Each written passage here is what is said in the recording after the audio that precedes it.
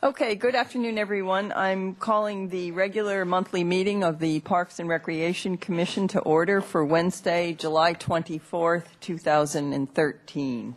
Would you all rise for the pledge, please?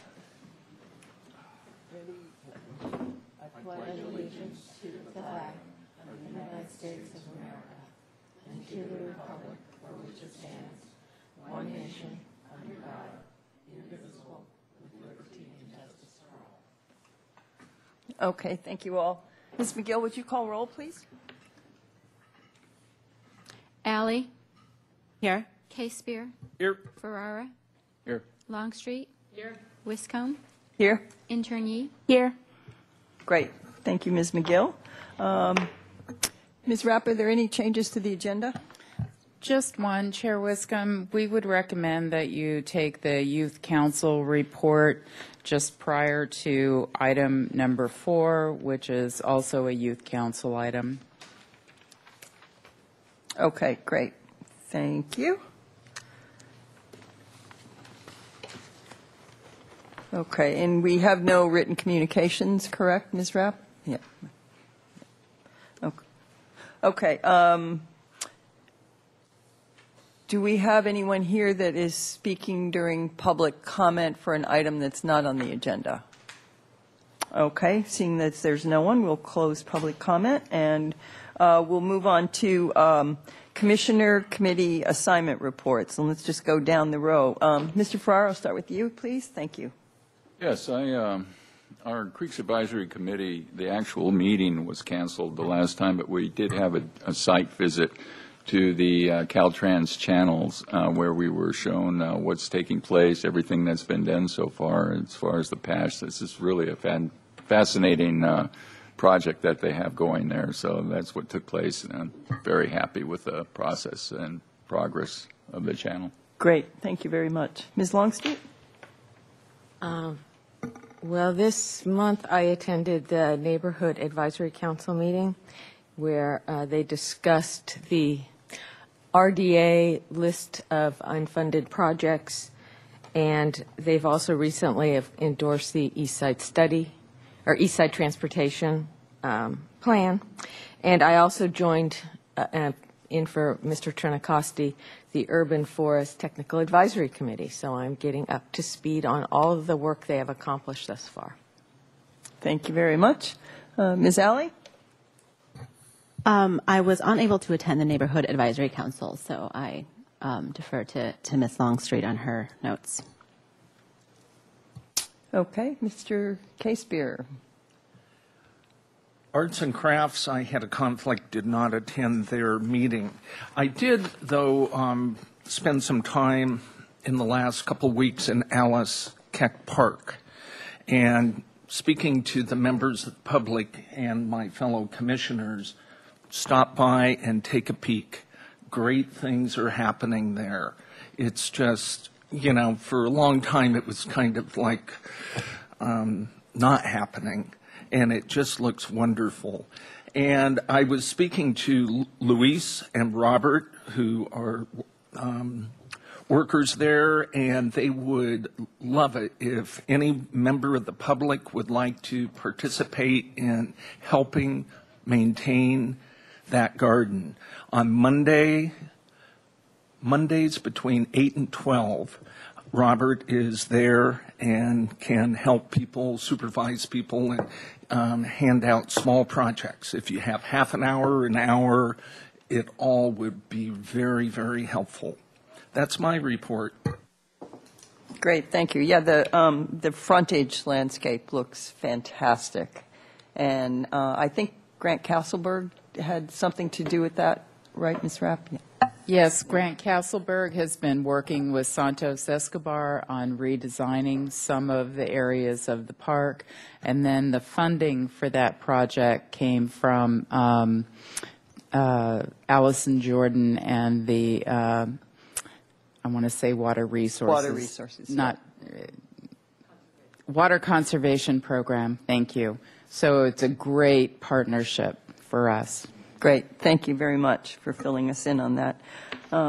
Okay. I attended the Street Tree Advisory Committee on July 11th and the trees on our agenda were viewed by all of STAC on that date. Ms. Alley didn't mention the Chromatic Gate ribbon cutting ceremony, but I know you were there. I don't. Were there any other commissioners there? If you have not been by the Chromatic Gate since it's been done, the ribbon cutting was, or the ceremony was July 15th, and it is really spectacular looking, and it's going to be a really welcoming sight, particularly when we start some work at Cabrillo Ball Fields too and get that going. It's that whole area is just going to be so vibrant, and the Parks Department did a great job of installing some landscaping around the Chromatic Gate for the opening. I know it was a big effort, big push at the end, but it was it looks really great. I also attended the Technical Advisory Committee meeting for the Urban Forest Management Plan, and we did some more work on objectives on that. And I had the pleasure last Saturday of attending an event at Skaters Point that Roger Perry, one of our Park Foundation directors, put on, which was basically a concert of youth bands, a variety of youth bands. I think there were probably 7 or 8 that participated all afternoon. Roger put the event together, and they had a stage, lots of people there, not only using the skate park, but also listening to the great music that was that the youth were playing. So it was a great event. And yesterday afternoon, I went to City Council to support, on behalf of the Commission, advancing the unencumbered RDA bond proceeds. And we have 2 projects, $250,000 for the Bath Street Pocket Park and over $9 million for the Cabrillo Bathhouse and Pavilion renovations. City Council approved sending our two projects plus the other ones on the list to the Oversight Board. So the next step is for this to go to the Oversight Board, who will make a decision as to whether this is then sent on to the state for possible funding from the RDA, unencumbered RDA bond proceeds. So that's a really positive step in that direction for those 2 projects. And that's the end of my report.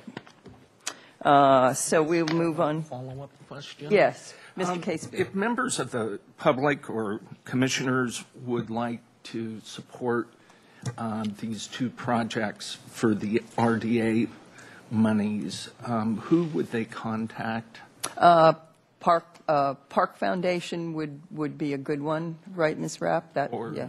I actually just received a email from Assistant City Manager Paul Casey.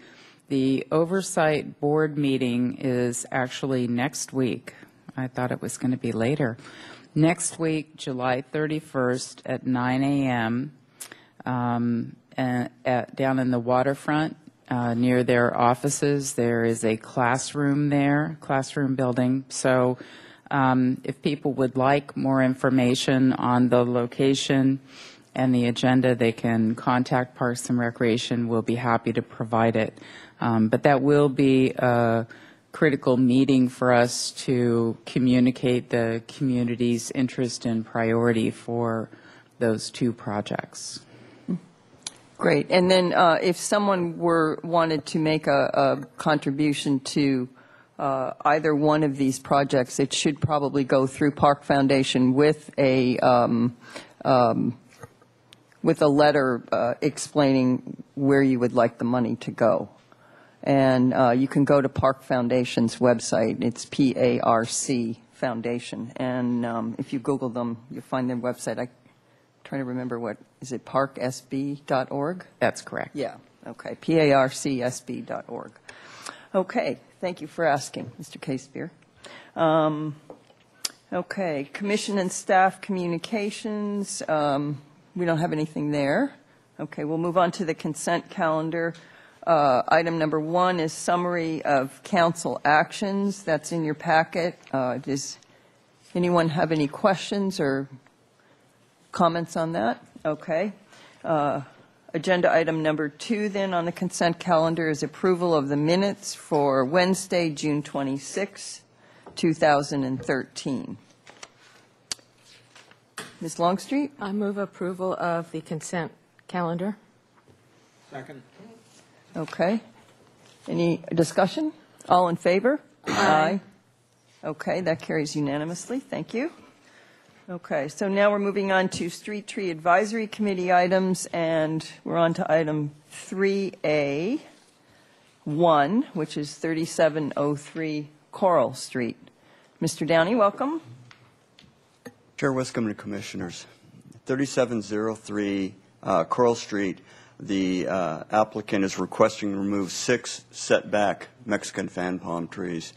The owner is elderly and on limited income, and they are concerned about continued maintenance of these trees and the fact that they're getting larger now and would require somebody from a tree company with the proper equipment to manage the trees.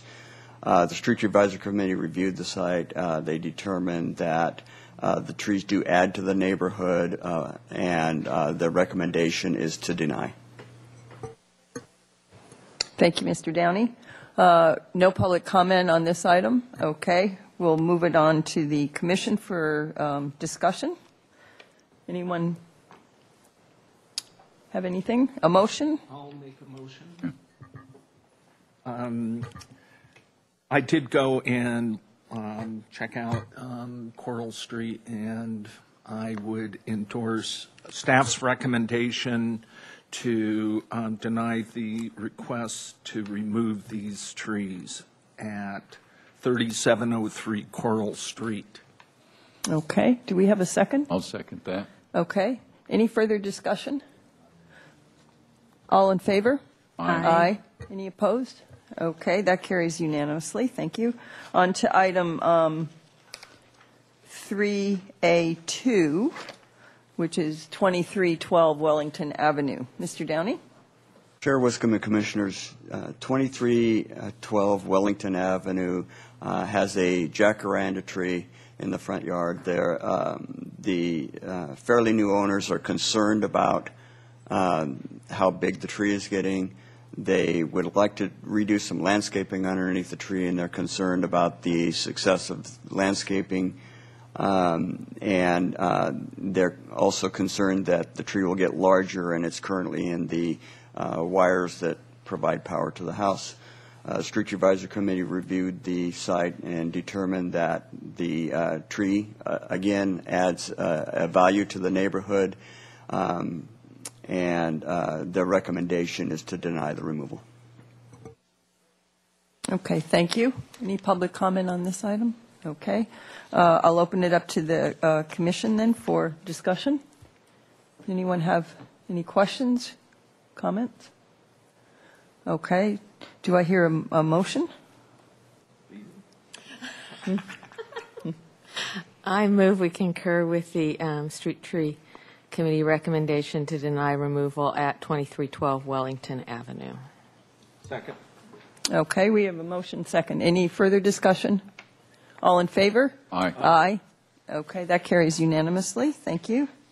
And then on to item 3B1, which is a co-designation of the 200 block of East Mission Street. Mr. Downey? Chair Wiscombe and Commissioners, the Street Tree Advisory Committee recently reviewed an application to remove some trees on this section of East Mission Street. They noted that the parkways are fairly wide out there, and that the current designation is the king palm. They determined there was an opportunity to add a designated tree to provide some shade and canopy to the block. They evaluated several trees. They determined that the Corymbia ficifolia would serve a good purpose and mix well with the other trees. Their recommendation is to add Corymbia ficifolia to the 200 block of East Mission Street. Thank you very much. Any discussion? I would just like to say that I really do like seeing canopy trees interspersed with the palms in these neighborhoods, and I like seeing more than one tree on a block. Often, I mean, there's beautiful plantings of single trees, but in neighborhoods, I think it really adds some dimension, and so thank you for this. And I would move that we concur with the Street Tree Advisory Committee recommendation to designate Corymbia ficiifolia. Okay? Close enough. Close enough? Okay. Red flowering gum as a street tree in the 200 block of East Mission Street. A second. Okay. We have a motion and a second. I agree with Ms. Longstreet on this, and it's nice to see the Street Tree Advisory Committee looking at these parkways that we have and taking a proactive role in co-designating where we can put these canopy trees. It's really good. Mr. Case. Just a quick one. Is this the tree that is brilliantly in bloom in many places around town? Chair Wiscombe and Commissioner Casebeer, there are many trees that are in bloom right now. This is, you can see these regularly. Chino Street, they're just brilliant right now, and there's other areas as well. Yeah. Okay, we have a motion, second, if there's no further discussion, all in favor? Aye. Aye. Okay, that carries unanimously. Thank you. And we're moving on to another co-designation. This is the 1800 block of Laguna Street. Mr. Downey? Chair Wiscombe and Commissioners, the 1800 block of Laguna Street is currently designated with Australian willows. The performance out there is hit and miss. Some of them look okay, some of them not so good. We have a citizen that initiated this request. They're interested in planting trees along their section of the parkway, but they're not interested in planting the Australian willow because they'd like something a little more appropriate, something that is more attractive in their opinion. They recommended to the committee to designate ginkgo biloba, which in their opinion fit with the style of their particular home. The committee evaluated that request, determined that the block needed something with a little more dense shade, and their recommendation is to co-designate island oak, which is Quercus tomentia, for the 1800 block of Laguna Street. Thank you very much. Open it up to the commission for discussion or a motion. I think this is a very good choice. I'm familiar with that block, and it could use some sizable trees, and especially there are a couple houses. There's nothing planted in the parkway, so it's a good idea. Great. Do you have a motion with that? Unless somebody else has. I'll move to adopt staff's recommendation to, oh gosh, here we go. No. Gajera? No. Yeah. Oh, no. Oh, Quercus tomentia. Island oak as the official street tree for the 1800 block of Laguna Street. I'll second. Okay, and this is a co-designation, is that right, Mr. Downey? Chair Wiscombe and Commissioners, the committee recommended a co-designation. Yeah, okay. So this isn't replacing it. You understand that? Your motion is, okay. And seconder is okay with that. Is that right? Mr. Farrar? Yeah, okay, great. Okay, so we have a motion and a second. All in favor? Aye. Okay, that carries unanimously. Thank you very much. Thank you, Mr. Downey. And I'd like to welcome back Ms. Kate Yee for, I guess, the final time. And you're going to give us the Youth Council report. And maybe you can tell us a little bit about your upcoming adventures, too, and you know, what you've been doing. We'd love to hear from you. Well, thank you, Madam Chair. Since my last report, the Youth Council hasn't had much activity due to the summer. Students have been out and taking summer classes and all that fun stuff. But a couple weeks ago, they had their first meeting of the year, and there were many new members, and we have a very diverse group of students this year, so that's good. And they established new subcommittee meetings, which is great. And then the Youth Council is working with Councilwoman Murillo on alternatives to youth violence. So they had a meeting last week, and the meeting will be led by Youth Council members Cal Carr and Pablo Sotella. And also the Youth Council was with Kathy Murillo in the 4th of July parade a few weeks ago, and it was really fun, and the members got to ride in a hot rod limo that was donated by the Hot Rod Limo Company. So that's fun. And in August, they will be having end of the summer meeting, and also be having Youth Council training, which will be really interesting to get all the new members trained on proper skills and stuff. I just want to thank all of you for my time here with the Parks and Rec Commission. It's been really fun, and I've learned so much about trees and about everything that goes on in the city. I really feel like a member of Santa Barbara, and I know everything that's going on now, or most of it. And I can't wait to come back to Santa Barbara and maybe work here, maybe.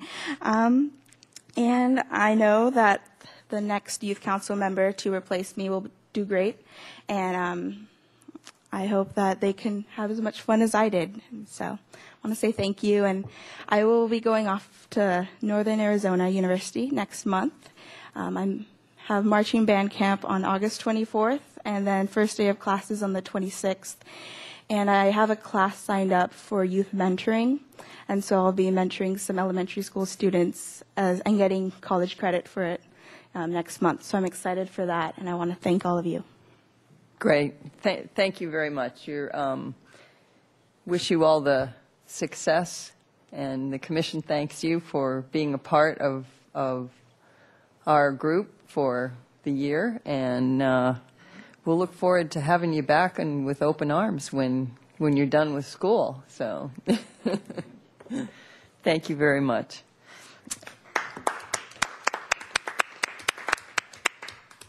Okay, we're going to move on to agenda item number 4, which is a report on the Teen Leadership Conference. And we have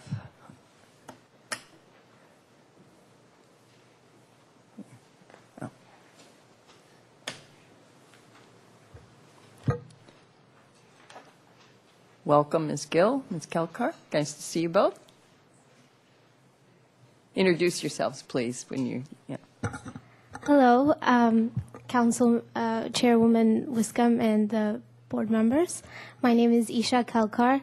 I am the incoming Vice Chair of the Santa Barbara Youth Council. And as you probably know, this is Yvette Gill, our outgoing chair. Today we will be talking about the Teen Leadership Conference, which was held in May. Now I will hand it over to Yvette, who will give you some background on this conference. Thank you, Isha, and good afternoon, Chair Wiscombe and members of the Parks and Recreation Commission. I want to start by giving a little bit of a background of the why we wanted to do the first annual Teen Leadership Conference. So this past year, the Youth Council had a very diverse group of students. In addition, we also had a lot of students who were members of ASB and leadership classes. Myself and then the vice chair, we were actually the ASB presidents from Santa Barbara and San Marcos High School. So we really wanted to use our background and use our resources in order to really ignite and unite youth leaders.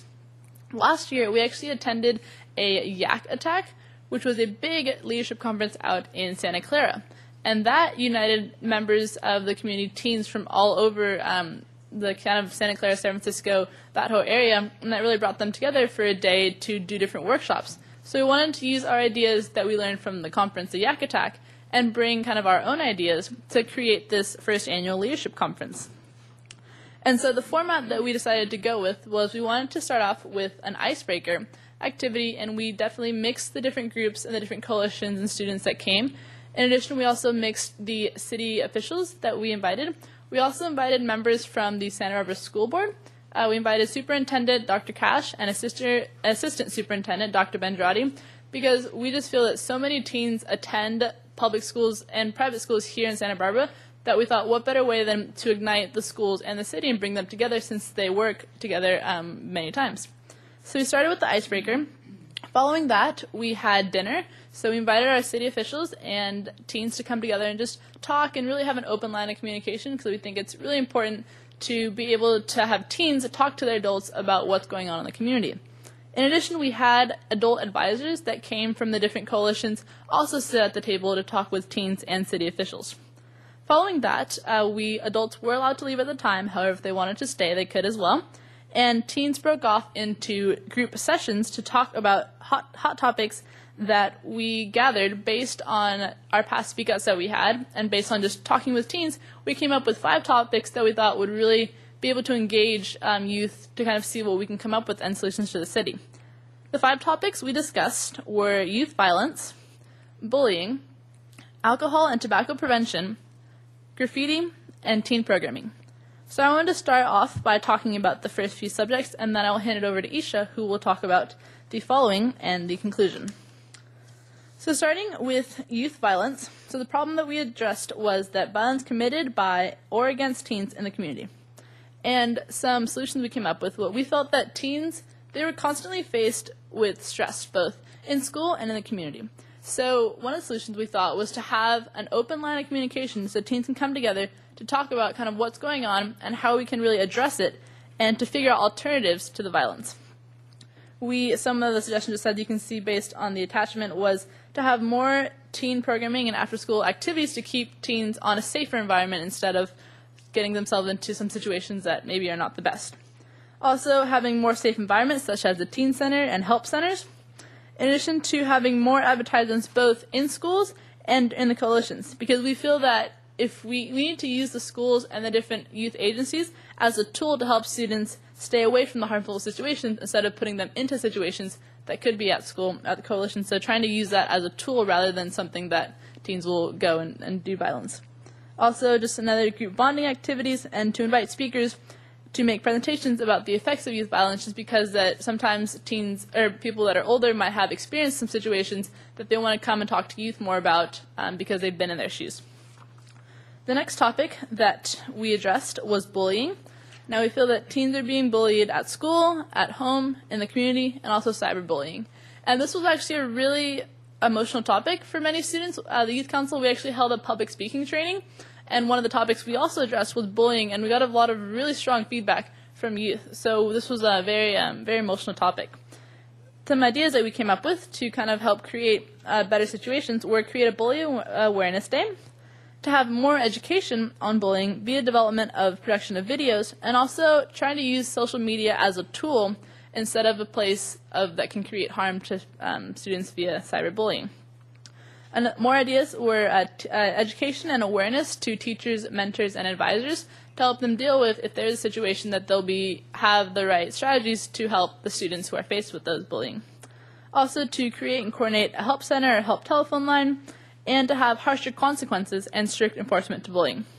And then tobacco and alcohol, although I don't believe it is on the report, but we just wanted to give some follow-up on what was found through those, alcohol and tobacco prevention. I'm on one of those topics.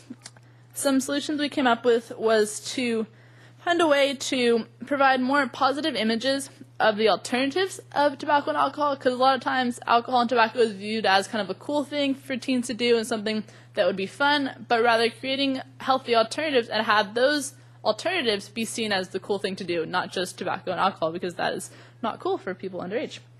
Also to create healthy alternative activities like dances or workshops to kind of keep teens away from those destructive environments and those destructive, the parties that sometimes can bring students to have not the right kind of fun. And just to continue to enforce consequences with underage drinking, as the Youth Council, as you know, many years ago created a social host ordinance that kind of put the responsibility on families if a teen was drinking at their home to have them be punished. So just continue to create those stricter enforcement on the parties. And so now I will turn it over to Isha, who will talk about the rest of the topics. The next topic we talked about at our teen leadership conference was graffiti, and how it makes the community look unsightly and creates rivalry between different students in the area. Many of the people thought that graffiti was a form of expression, and that's why students continued to do such activity. One of the solutions that they found for this problem was to make an area where it was okay for people to have do graffiti on the walls, and that could be such a place where on a wall near a teen center or any sort of public area downtown where it was allowed. Another thing that they brought up was give more education to store owners on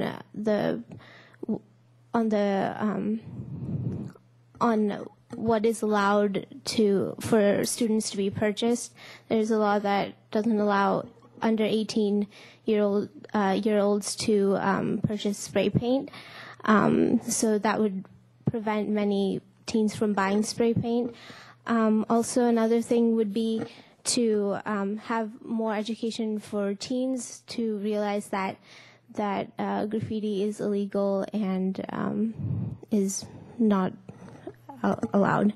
Next would be to educate students that who do graffiti that for the reason of expressing themselves in art, that there's alternate ways to do that, whether through art camps or art alliance. So just finding alternate activities for them.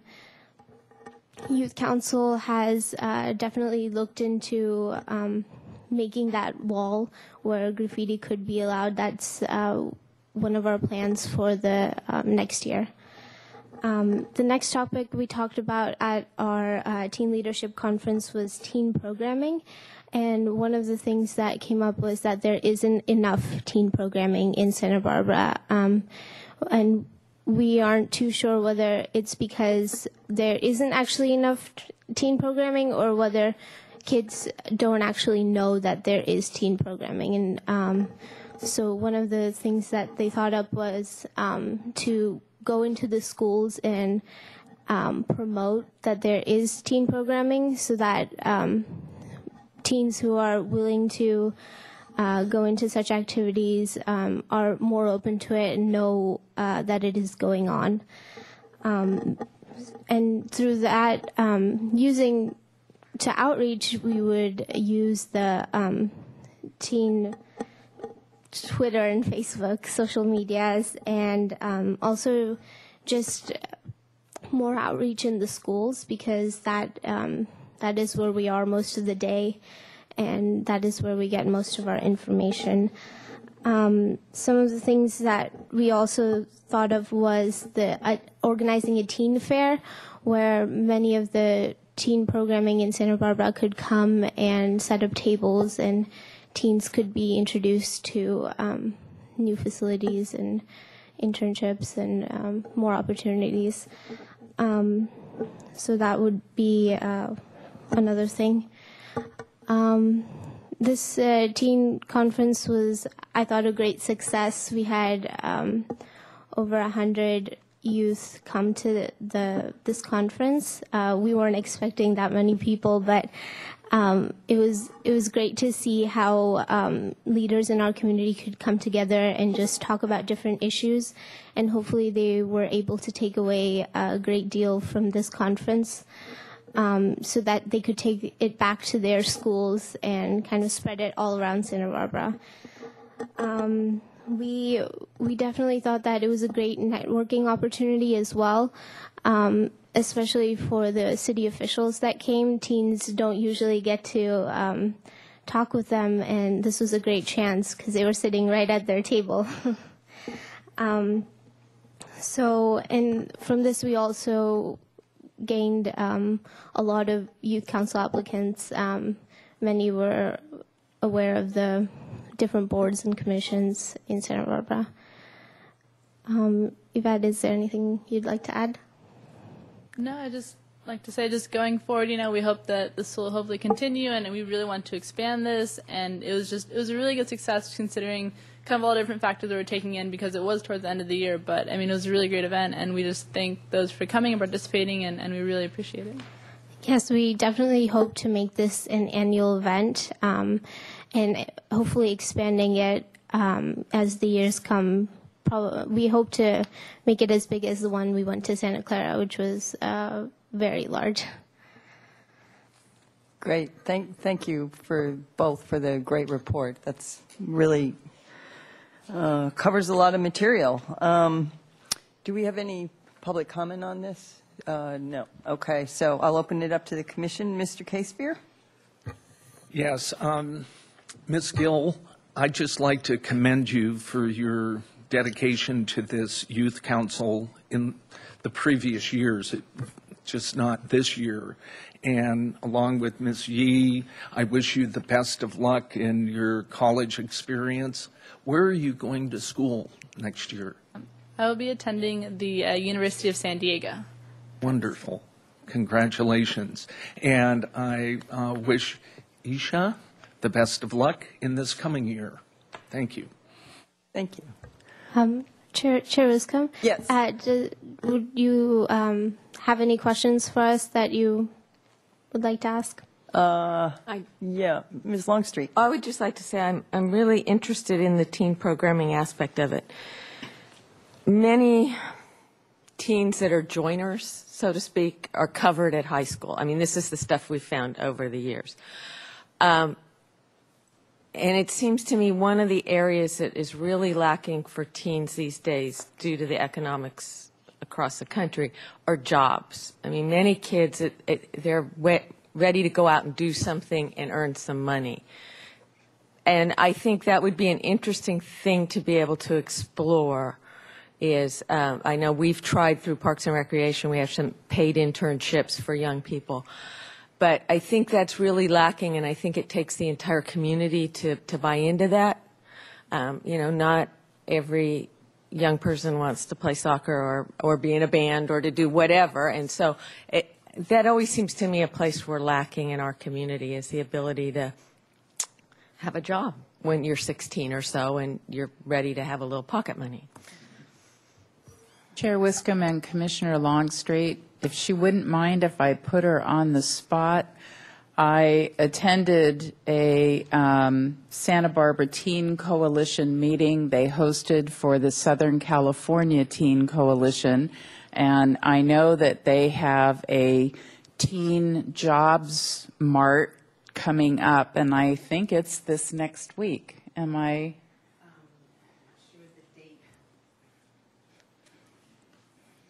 Was it Monday? Come on up and join the party, Ms. Young. Well, we actually did have a job fair today. There you go. But they are doing another one in September, but I don't know the date, but that will be in Santa Maria. But we did do a job fair today, and it was very well attended. It's just closing. In fact, it was at the Davis Center. But that is information that we'll make sure that we make sure it's advertised here at the Parks and Rec Commission. And I think talking about jobs at their next leadership conference would be an excellent topic, because it is something that we find that our teens are interested in, and even those that play outside sports are also looking for jobs. And even among the youth council, sometimes they're conflicted because they happen to live in families that need them to work. So I think that's an excellent idea. And I would hope in our community, the business community would maybe step up and come to a meeting to talk about that with you. I think you represent young people very well, and you've done a lot of research, and you have a lot to add. And it would be nice to have some of those people who have the ability to provide jobs come forward. So, thank you. I'm glad that's all going. Great. Anyone else? Ms. Alley? Thank you very much for the presentation. I would just like to read something that you have in the conclusion of the report. The fact that the teens felt rejuvenated and excited about the possibility that their ideas being used to benefit all community, youth in general, and provide an opportunity for teens to get better direction and guidance in making better choices and having more positive activities. You know, I think it's really commendable that young people who have all the struggles of doing well in school and peer pressure at all angles are really taking time to address these issues. And you're speaking to us as adults and leaders, and I want to be mindful of listening to the youth, and you're all telling us what you're looking for, and youth engagement is key. And what can we be doing as a Parks and Recreation Commission or as a city to be helping you in furthering these agendas? Thank you, well, Ms. Alley. I think just being able, from my experience on Youth Council, having the commission just be open to our ideas and allowing us to have a youth intern such as KE on the board is really something really powerful. And also, you know, maybe coming to one of our meetings and sharing about what the opportunities and the facilities that you have, I think will be really insightful for us as we come to take on and pass it along to teens. If you maybe just talk about kind of the facilities. I know there's a Parks and Rec. I grew up with Parks and Rec, going to all different camps and different summer activities, so I think that would be really helpful. But we really appreciate all your feedback, and we'd love to just continue to have an open line of communication, because I know Kate, you know, she loved her time on the board and would always come back with a lot of great stories. So we thank you for that. Great. That's very well put. Madam Chair? Yes. Oh, I just wanted to add how great this youth leadership conference was last May. I really hope that they have another one next year, because it was really great for teens, because they have all these great ideas, but sometimes they're afraid to talk to adults in the community. And we were sitting at a very small table of 8 teens and 1 adult, so you kind of had to talk to them. And I feel like the teens got very comfortable with the adults and talking to members of the city. So I really hope they have another one next year. And I just want to reiterate some ideas that were at my table specifically. They did mention having a segment on the city channel, having like a youth segment, and just advertising all the clubs and all the programs that teens can do, because sometimes there's these great opportunities for teens, but they don't know about them. So if there was a way for teens to get the word out. And I just want to reiterate also on cyberbullying and how it was a big issue, and how I really hope that the Youth Council next year finds some ideas to find good education on what cyberbullying does to the bully and the bully and the bullied. Yeah. So yeah, I really hope. I wish Youth Council the best, and I really love this Teen Leadership Conference, so thank you. Great. Thanks for your comments. I'd just like to add this teen fair idea, I think, could really provide maybe the venue and the place where teens could get information on what Ms. Longstreet talked about, jobs, and also on the programs. You had both mentioned that, you know, is it that we don't have enough, or that the teens just don't know about them? So I think organizing a teen fair would be a great way to get information on what you do as youth council members, what your issues are, and also you know, information on where you can go to get the resources that you need to, and then from that you can have probably a more engaging discussion on what is lacking in programs in Santa Barbara, and what types of things teens need to see. I think that there's a real opportunity here for Youth Council to get their voice out, get the voice of teens out to the community on what your needs are. And it's a big role, but you've really started it well, and I hope that you continue with this event, and I hope you pursue the teen fair. My only other comment is on the graffiti. I'm going to call it a graffiti wall, because I've, as a landscape architect, I've done graffiti walls, and they're very successful. They do give youth an opportunity and teens and people that love to do graffiti an opportunity to express themselves in a more positive manner in a controlled setting so that it's not illegal. But I will encourage you, if you pursue that idea, which I think is a great idea, to make sure that you have a set of rules.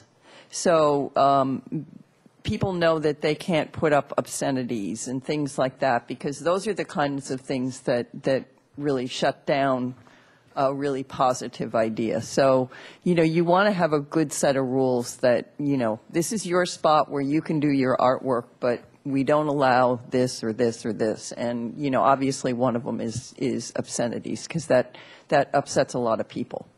So that's my comment on that. But thank you very much for the report, and we look forward to working with the new Youth Council. And Ms. Gill, thank you for everything. You've just been an outstanding leader and an outstanding voice for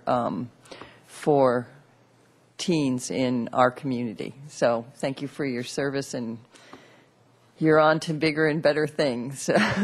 We really appreciate it. So, and Isha, we'll look forward to seeing you. So thank you very much. Okay.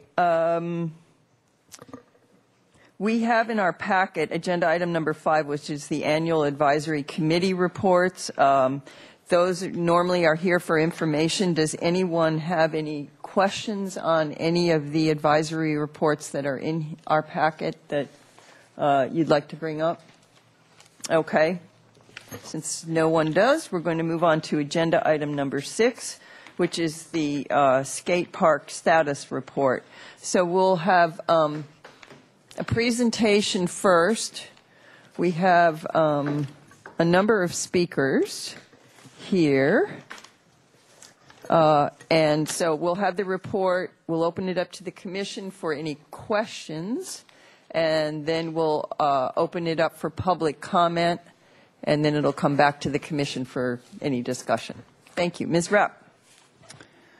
Chair Wiscombe and commissioners, it's actually very appropriate that we're talking about the skate park following a discussion on teens and programming and issues around that. Recently there were actions that took place at the skate park. In response to those actions, the department made the decision to close the skate park. Was originally planned to be closed for 3 days. It ended up being closed only for a day and a half. And there was significant discussion within the community on the closure, in support and not in support. But we had planned to bring this to the Commission for information. I realized in the process of looking at this issue that we really only had one commissioner on the commission that had a history with the skate park, and I felt that it is a good discussion to have about how the skate park operates and how do we move forward in positive ways. So I wanted you to have a background that many others in the community do have, because they remember the fight. It really was a fight for the youth and the skateboard community to get that facility built. It wasn't easy. It took over 13 years to get it to the point where there was a location decided and there were funds raised, there were grant funds, some general fund, donations from the community. All of that went into building the skate park.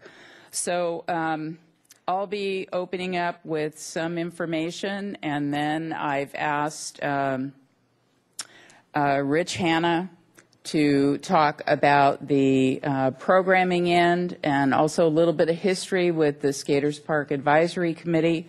And then I've asked Santos Escobar to talk about regulations and enforcement, vandalism and injuries, and again, just to provide background information. At the conclusion of my report, we will introduce a group that is doing some very exciting work in the community to get a number of new skate facilities built. And I wanted you to hear about their work because it has been a priority for the Commission whenever we have talked about future needs for our parks, that somehow the city look for ways to incorporate more skateboard parks, smaller skate elements in our parks. So it's very exciting to hear the work that they're doing. So, and then we'll go into public comment and the questions that you have. So just a little history. As I said, the park opened in 2000 after a long struggle and fight in the community and very, very many venues that were looked at, and a lot of not in my backyard ended up in the decision that was promoted by Mayor Harriet Miller at the time. And she said, well, fine, then we'll put it in our front yard, which is the city's waterfront. But that was not an easy decision to get to. Since it opened, it has been tremendously successful and has been exactly what was envisioned when the facility was built. Very popular, heavily used by youth and adults in the community. And although we had some high-profile incidents, overall, since the facility opened over 13 years ago, and I've used this phrase in talking about 97% of the time, it works fine. And it is a facility that is self-managed by the facility users. But there are some challenges and some problems, and we're going to talk about that a little bit. But it's important that everybody remember it's a great facility. It's doing exactly what it was designed to do. And the majority of the time, it's working just great. So, you know, everybody has to keep that in perspective. From the very beginning, it was designed as a drop-in, unsupervised facility, which is why the discussion over the years to revisit that issue becomes a challenge of wanting it monitored or supervised, because the design of the facility limits that, and we'll talk about that a little bit more. It does, consistent with California state law, the city is required to mandate that safety equipment be worn in the park, and that's helmets, elbow pads, and knee pads. That is what allows the city to have coverage when it comes to liability for the skate park use. And that is also one of the major issues with the facility users who don't like wearing the gear, and they don't feel that they ought to be required to wear it. And the city has to have those regulations, and they have to be enforced. And that has been a contentious point over the years. No bikes are allowed in the skate park, and I know we've all driven past, walked past, and seen bikes in the skate park. It was designed by the skateboard community. It was designed as a skate park, not as a bike facility or a hardscape BMX track. It's designed as a skateboard facility. If, in fact, there is a need to revisit how that facility is used, then we need to have it in a discussion like this and it needs to come from the skateboard community. But bikes are prohibited by law, city regulations. As with any popular public facility, we have occasional issues, and we do have them there. As I mentioned, we have issues with non-compliance with safety regulations. We have occasional reports of drug use, occasional reports of drug sales. It just happens to be a venue where some of those activities take place. It does not necessarily mean that it's the people who are using the facility that are involved with that, although that is often the case, but it doesn't, the two don't, shouldn't be automatically associated. We have had over the years, as a pretty consistent complaint, that complaints of threatening behaviors exhibited towards other users of the facility. I get calls several times a year, every year, from parents of younger skaters who feel that their children are not safe or feel uncomfortable using the facility because some more experienced, not necessarily older, more experienced skaters are more aggressive. And just, you know, we were talking about bullying just a minute ago. So there's a bit of that kind of behavior which takes place. And additionally, and this was part of what led to the closure, that kind of threatening, bullying behavior that then gets targeted at the staff who have a role in managing the facility, a park ranger in full uniform, or even the police department responding and trying to enforce. And those are big problems, and they have been consistent over the years, and we've struggled with how to manage the facility when we have that kind of behavior.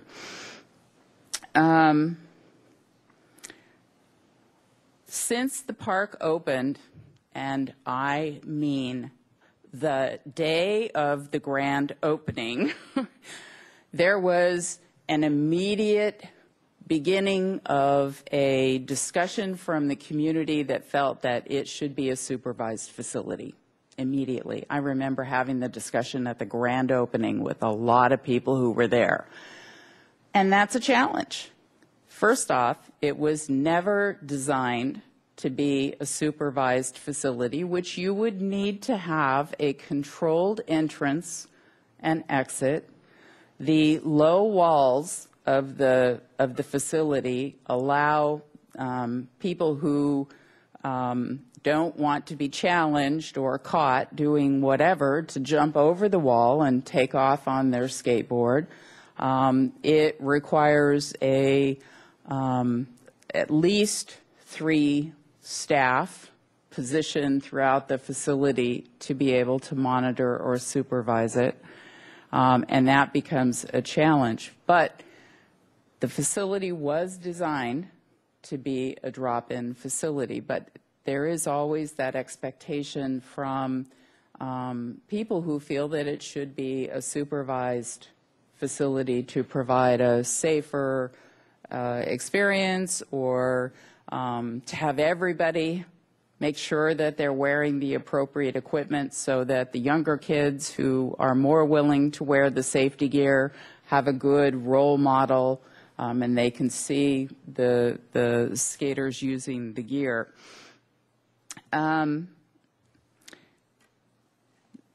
So over the years, we have carved out little bits of money to monitor the facility, and it's always been a challenge to find the money to do that. Over the years, we monitored during the peak hours, which would be the after-school hours, and then on Saturdays and Sundays. And with different budget reductions, it got to the point where we were just doing the peak of those hours, and eventually all funds were cut as part of our budget reductions. Rich Hanna will talk about some special hours that the commission asked us to implement for youth. So he'll talk about that, and he'll talk about programming, and why don't we go to that right now? Good afternoon, Chair Wiscombe and Commissioners. It's my honor to be talking a little bit about the programming at the skate park down at Skaters Point. Although minimal programming is being scheduled there really to just allow it to remain a drop-in facility, the department continues to operate very successful half-day skate camps and clinics, primarily in the summertime at this drop-in facility. In addition to the department camps and clinics, there's also been some occasional skateboarding special events and competitions that have been conducted down there at the skate park, and also the implementation of the restricted supervised drop-in time on Saturday mornings for skaters aged 12 years of age and under. That was implemented in 2006. Although this was popular with families, the funding for the supervised drop-in was eliminated in 2011, but I would say that although it's no longer supervised, my observations when I go by the park on Saturdays is I still see those young kids in there with parents skating in the park, having a great time, and a lot of the skaters in the park giving way or yielding to these young entrepreneurial skaters as they're enjoying their Saturday mornings. In addition to establishing the Skaters Under 12 Saturday skate time in 2006, the Parks and Recreation Commission, this commission, established the Skaters Point Advisory Committee. That was essentially done in response to a significant number of incidents between skateboarders and members of the Sunday Arts and Crafts Show. At that time, as Nancy alluded to, the Skaters Point was only monitored during peak operational hours, so that was the Friday, Saturday, and Sunday hours. This committee was charged with a pretty engaging task. They were asked to look at engaging the skate community, gathering community input regarding the operation of the skate park. The committee was made up of a selection of youth and adult skaters, a parent of a skater, a local skate shop owner, community members, and various department staff, liaisons, city advisory committees, all that had a non-voting role on that committee.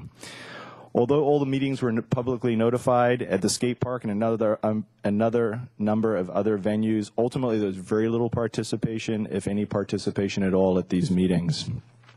The committee met for a little over a year, and during this year they reviewed the park rules, state laws, municipal codes, regulations, operational costs, and really considered ways to implement compliance with safety equipment regulations required at the skate park.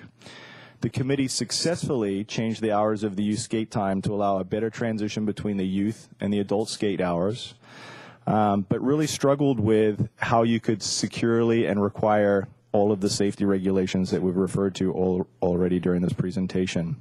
So ultimately, after months of meeting and interactions with skaters at the park and the community concluded that effective enforcement of the mandatory equipment rules was impossible without the ability to secure the entrances and exits at the skate park.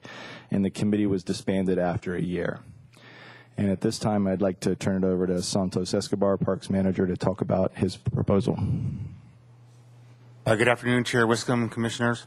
Regarding regulations and enforcements, like Nancy stated, it is a rule, and this rule is for safety equipment to be used while being in the park, and also to not be riding bicycles, launching water balloons, riding bicycles, smoking, or possessing open alcohol containers. And also the requirement is to obey a park official, park ranger, and police officers. And by ordinance, there are fines when these are not being met. And the first fine is $50, the second is $100, and the third is $175 for each occurrence. And there had been written citations, over 500 of them had been done for the first 6 years of the park when it was open. And then since that time, only 117 have been written. And a lot of that stems because at one time the park was supervised to some degree. And for vandalism, there's between 5 to a dozen vandalisms that occur in that particular park. and a lot of that is graffiti and tagging of the park signage that's in the park. And the cost of repairs can range anywhere from $5,000 to $10,000 when it really gets hit hard. And it takes between 3 to 4 days in order to make these major repairs. And it's quite a shame. Regarding the injuries, it is a state law for us as a city to go through and record injuries that are reported to us. So on these types of things, we had, when the park first opened, anywhere between 13 to 18 reported injuries for the first few years. And then the last few years, only basically 3 of these injuries have been reported to us. So it's really tapered off. So we work naturally with fire department, paramedics, police that go through and send us these reports, and we just log them in, and that's what's been logged in for us. So that's where we're at on that. I think Mr. Escobar oversees the park rangers, and the park rangers have been a key aspect of our efforts to both monitor use and respond to enforcement concerns. And it has been a challenge for them. It was a challenge when we had staff acting as monitors. It was difficult to recruit and retain staff for that job. Most of them felt that it was much too frustrating on a daily basis because there was so little compliance and so few ways that they could work effectively to gain greater compliance. And then the very exceptional incidents where they felt that they were in physical danger. And that happened more frequently than we were comfortable with. And in fact, you know, just on the Sunday before the closure, that was one of the things that happened. We had water balloons which were being thrown by a number of facility users, and that sounds harmless enough, except that they were throwing the water balloons into traffic on a busy Sunday afternoon on Cabrillo Boulevard. Water balloons were being tossed into art exhibits associated with the Arts and Crafts Show, into artists and tourists visiting our community, and then directly at and hitting our staff who responded and cautioned them to stop that activity. That resulted in a park ranger being called, and then he was, people were shouting obscenities, and he called for police backups, realizing that he wasn't going to be able to be effective at all. And in the process of doing that, he had skaters on their boards come at him, and he held up his hand and had to fend off a skater from running into him. I have been down there when I see the same kinds of behavior directed at the police responding. And it's that kind of, and it's not just 1 or 2. In this instance, it was more like 10 to 15. Once we did the closure, and I will say that we have effectively used a closure of the skate park 2 or 3 times over the years since it opened. And it seems to be a tool that works. It gets the attention. And what we hope is what's happening is that there are leaders in the skate park that value that park and their ability to skate there. And there is a peer element. And I've heard from skaters that peer element is there, and they'll tell people, hey, knock it off. And so things have actually gotten better, just as they have following this closure. In this closure, however, we had a continuing number of incidents where signs that were posted to close the facility were torn down. The barriers, wood barriers that were put up across the entrance and the exit were kicked in a couple times. The chains which were strewn across the skating surface to prohibit the skating were cut and thrown into Mission Creek. A lot of ways that it was really led to a destruction of public property because people were unhappy with the decision. But it was that kind of behavior that led us to the closure in the first place. As the Parks and Recreation Director, it was my decision.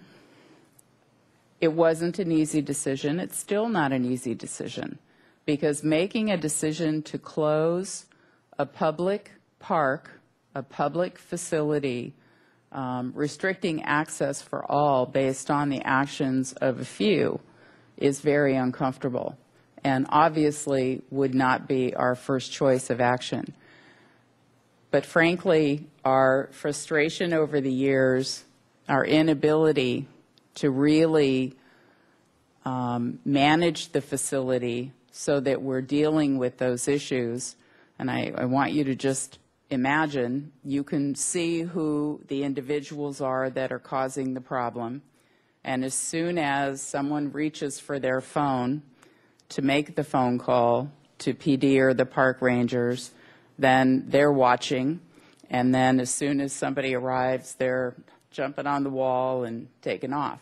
So unless you've got 2 or 3 officers on foot and in a car, it's very difficult to follow up and a challenge. So I really have to say that it's important through this discussion that we remember that 97% of the time the skate park works the way that it should. Although we do have some challenges at city with our requirement to follow the state regulations and our need to have a certain level of enforcement of those regulations, or we risk having the skate park. Originally, the skate park was going to be closed from the 2nd through the 4th, which was 3 days. We closed it on Tuesday at noon. Wednesday afternoon, Parks and Recreation met with police officials and just talked about the challenges that we were having thus far in closing the facility and keeping it closed, and the focus of the community with the 4th of July coming up. And we made the decision to go ahead and reopen the facility and to to open up that facility so everybody could use it over the holiday, and that was important. But clearly, it's time to have more discussion about the skate park and some of the challenges and how do we move forward. And so since July 4th, that's been our focus. How do we move forward?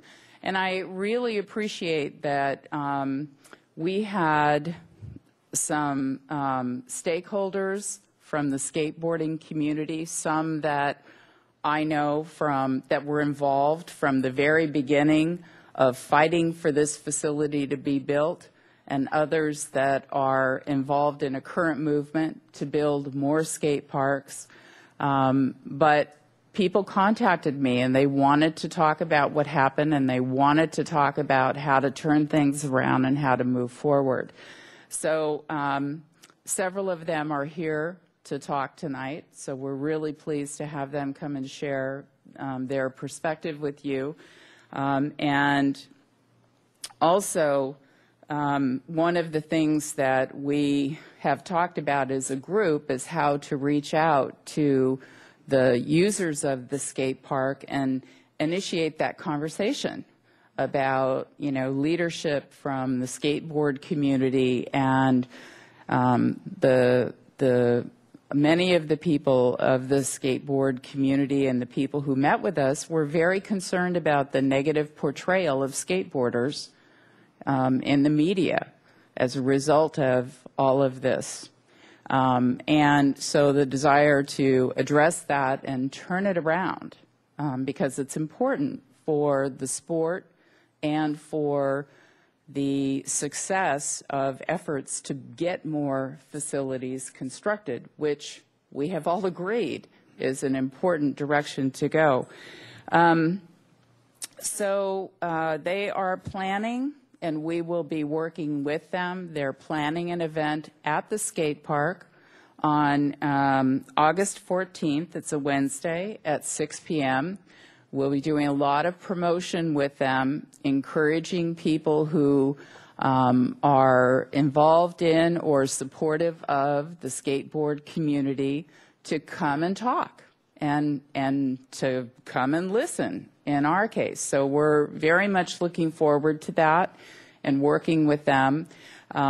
We did not do a lot of public outreach for this meeting, largely because we knew that we would be having that meeting, and commissioners are, welcome to come and listen at that meeting. That is where we really hope to engage the skateboard community in the conversation. Also, we will be, I'm already working with Susan Young to get us on the agenda for the Youth Council so that we will be giving them this report. We'll be talking about the August 14th event, and we'll be inviting them to be a part of this discussion going forward. So with us also this evening is Sergeant Riley Harwood from PD. So if you have questions related to enforcement, when we get to that point in the conversation, just know that he's here as well as staff. And at this time, I really would like for us to hear from the people who have been involved in the Goleta skateboarding movement. And George Nagai is one of the directors of that effort. And George has been involved with the skateboard community for years. I'll let him give his background, but he was one of the key people involved in both the creation of Skaters Point, the design of Skaters Point, and remains engaged in a leadership capacity in the skateboard community. George?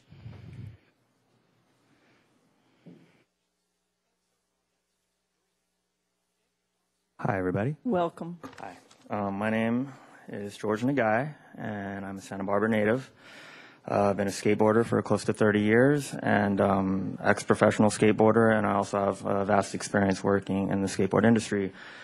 As Nancy mentioned earlier, I was part of the design and development team with Santa Barbara Parks and Recreation for the creation of Skaters Point.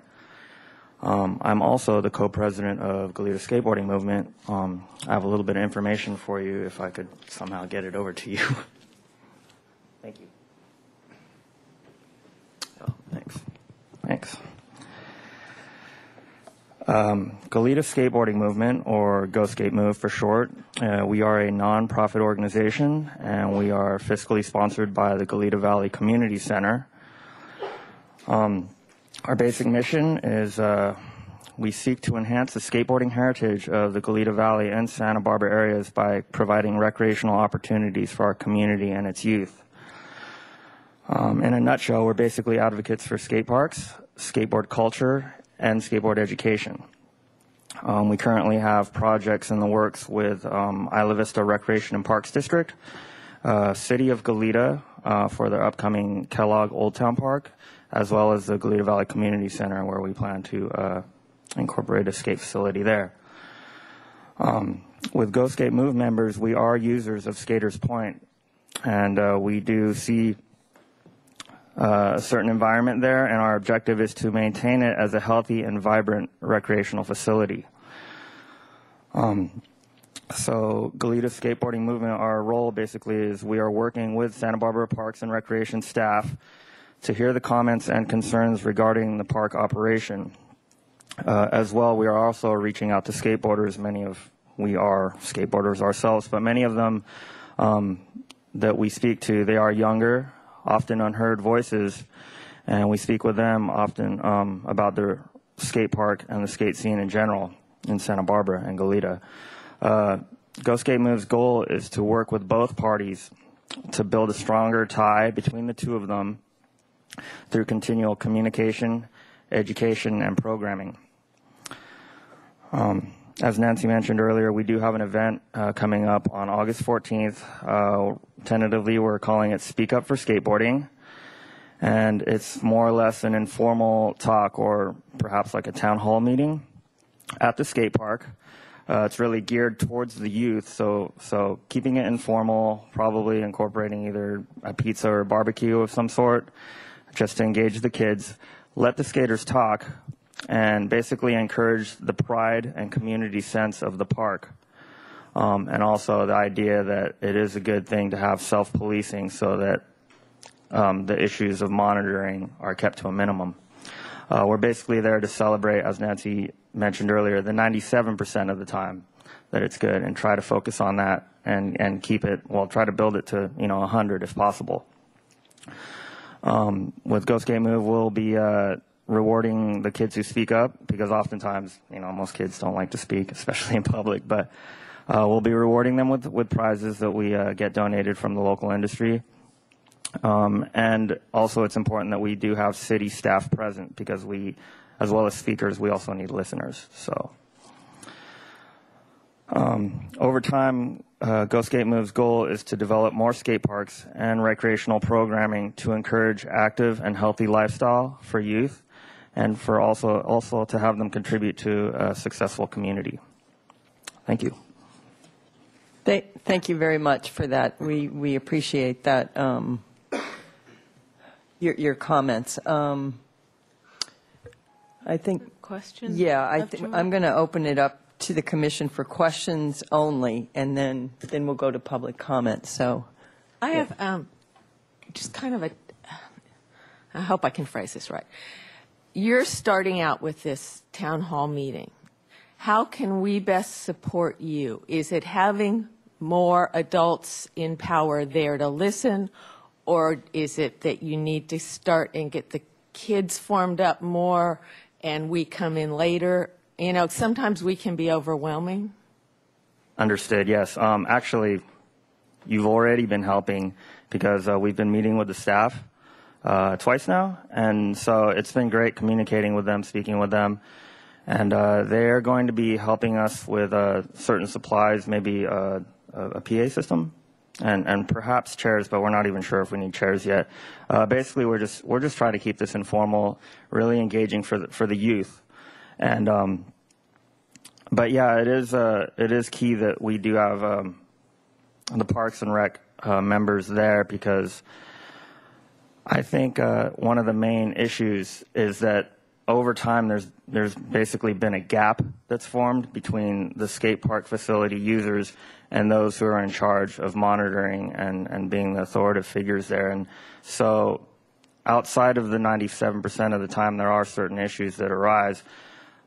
But in order to make the problems come to a minimum or come to a halt, basically we're just trying to bridge that gap. And this event is the first step in doing that.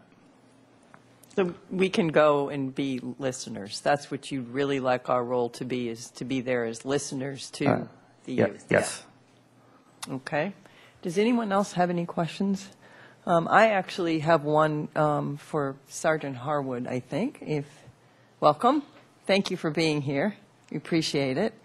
As a landscape architect, I've designed a lot of parks with skate parks in them, so I'm pretty familiar with them, not in this state, but in the state of Washington. And one of them has a quite interesting concept, which is a surveillance camera that's tied directly back to the city's website. So you can actually go on the website and see what your kid is doing in that skate park. And I'm wondering, have we explored the possibility of a surveillance camera, and is there any way that maybe we could do that? Because I think, you know, when parents drop their kids off to go and skate, they hope they're there skating. And, you know, this particular website was a great way to say, is my kid there? Or if he isn't, where did he go? You know, so I wondered if you'd comment on that.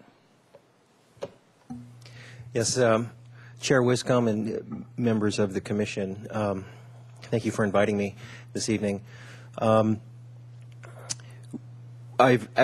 The issue of security cameras is actually something that I've been involved in discussions with.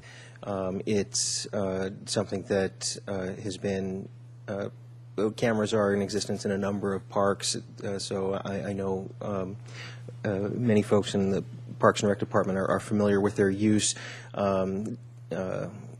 Downtown parking utilizes a large number of cameras, as does Public Works traffic, and the Police Department is currently looking to have cameras installed in some different locations in the city. And we've presently been in discussions with regard to the appropriate types of cameras, what type of storage, and other issues involving getting those things installed. Some of the things that we've talked about have entailed the possibility of city staff, for example, folks at the police department, being able to log online and obtain the view from certain cameras. I haven't heard of any discussion of people outside of city staff being able to do that, but that's definitely I think a very interesting idea, and probably for parents something that I think you'd find a lot of support for. Great. Okay. Thank you for that answer.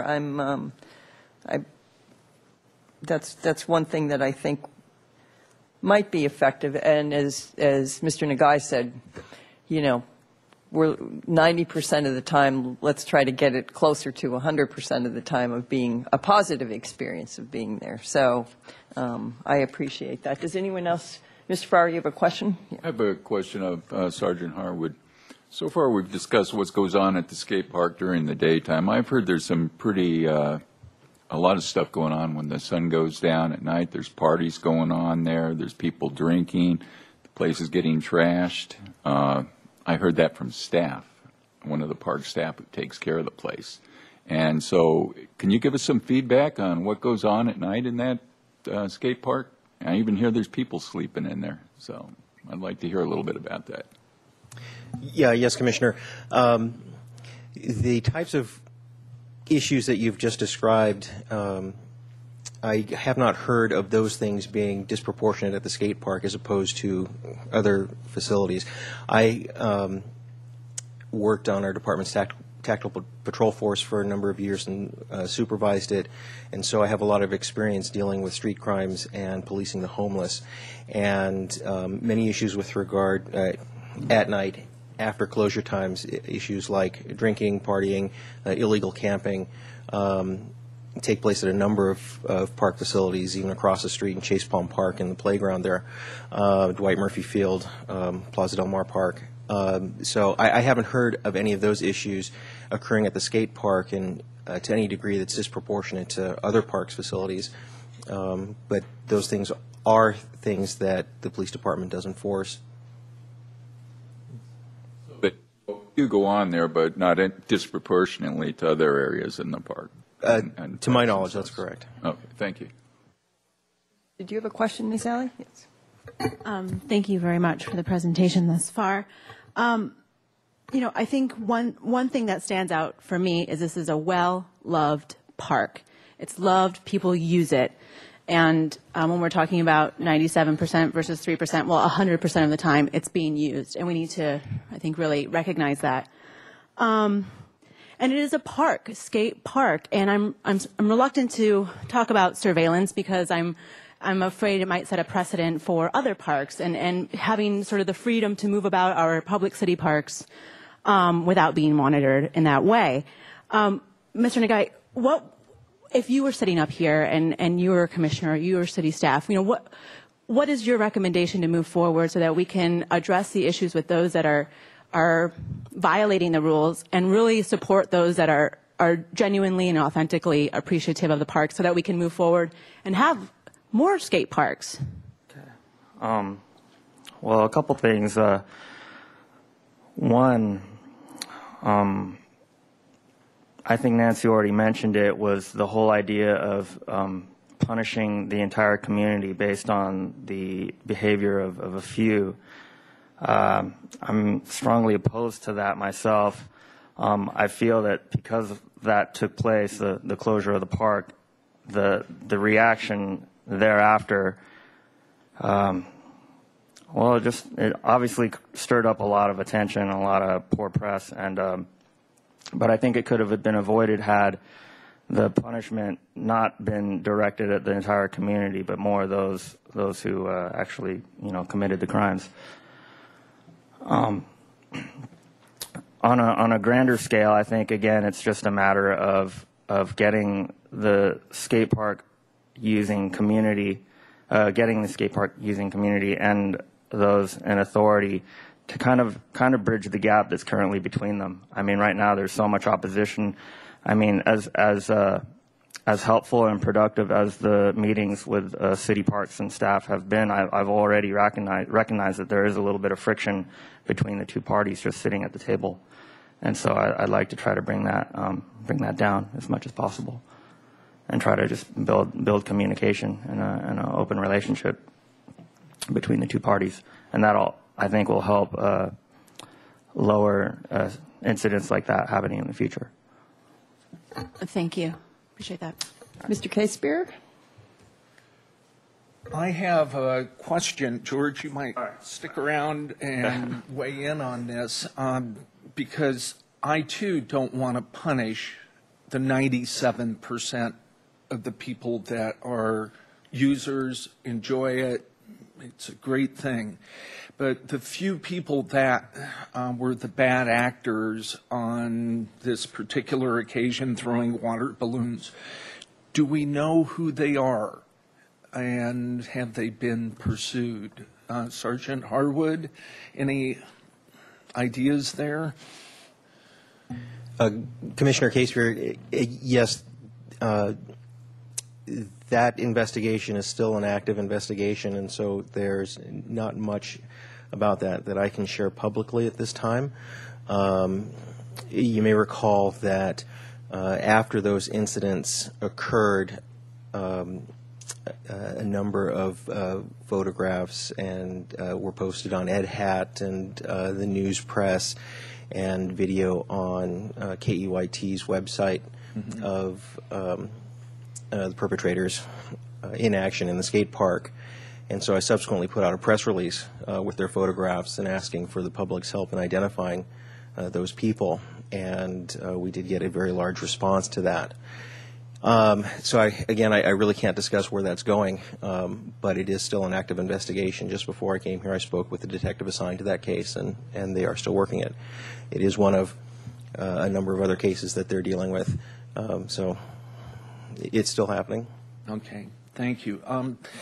To follow up on that line of reasoning, who are the people committing these horrible acts? Are they skaters, or are they peripheral people? Our beaches are full of people from lots of different places. And do you have a sense, any of you, I'm just asking for input, is this strictly a skater problem, or are there outsiders coming in that contribute to the problems? Okay, well, I was not there the date of the specific incident that we're talking about, so I don't know who committed those specific crimes. From my regular use of using the skate park, there have been others besides skateboarders who are entering the park and using it more or less as a place to hang out now. there's a certain environment that's kind of grown over time, and I think there was a time in the past where the skaters and those using the facility were really good about self-policing, and there were, really prominent leaders within the park community and just able to make sure that everything was going in the right, more or less. I'm not sure if that same type of leadership is really there right now, or if it is, maybe I'm just not seeing it. But and then in the meantime, like I said, I mean, people are literally coming in there to just like sit on the obstacles where people would normally skate. They sit there and on occasion they're drinking and smoking and just doing other stuff that they really shouldn't be doing in there. So I'd like to get it back to a point where everyone in there is skating and using the facility for its intended purpose. Great. Okay. Madam Chair? Yes. Ms. Yee. I actually had a question for Ms. Rapp, and I've been listening and all this. I really want to support the teens that use the Skaters Point, because it is a very big part of our community for teens. And being a teen, I know lots of kids that go down there. But hearing about all these vandalisms and all the costs that it costs to repair all these things, I was just wondering, would it be a big difference to just maybe remodel the Skaters Point that we already have so it is a controlled environment instead of using all these little repairs and building new ones? Could we repair the old one, and would it be helpful in any way? Chair Wiscombe and Commissioner Yee, yes, there are things that could be done to improve the ability to have a controlled entrance to the facility. It would potentially mean creating some kind of a wrought iron gate at both exits, entrances, potentially doing a wrought iron extension on top of the wall that would, keep people from jumping over the wall or in or out of the facility. It's a pretty, it would require going through the design review process, and it would involve needing to find funding for that. I think additionally there would need to be a discussion of the staffing costs to do that, and I think there would need to have a broader discussion with the skate park users and people in the community about whether the city wants to have a supervised skate facility. I have heard comments from different people that are familiar with skate parks in other communities where they have great skate parks and they have a controlled entrance and exit, and they charge a moderate fee to use the facility, and that contributes towards staffing and maintenance. So there are a lot of good points about that. So it certainly is a possibility that could be discussed in the future. I'm personally very appreciative of the efforts moving forward to try and build more skate parks in the Santa Barbara community, because I think that helps too, to give people more options. And as the Commission has discussed over the years, the need to have facilities more geared to younger or beginner skaters versus, the design of Skaters Point, which is really, although it was designed for all skill levels, it really, is really more of intermediate skaters. So it's a possibility. I think it's one of the things that might be discussed in the future. May I just, as the person who was actually on this commission and I've been on here 18 years, so I sat through all of the hearings to get that skate park built. And it is the way it is for many, many reasons. It was torturous. We never had an intention of putting it in the facility. That was where we ended up, and we were blessed to get it. But the design constraints we were forced on us by having it in the waterfront on the beach side were almost insurmountable at times. Mr. Fitzpatrick remembers.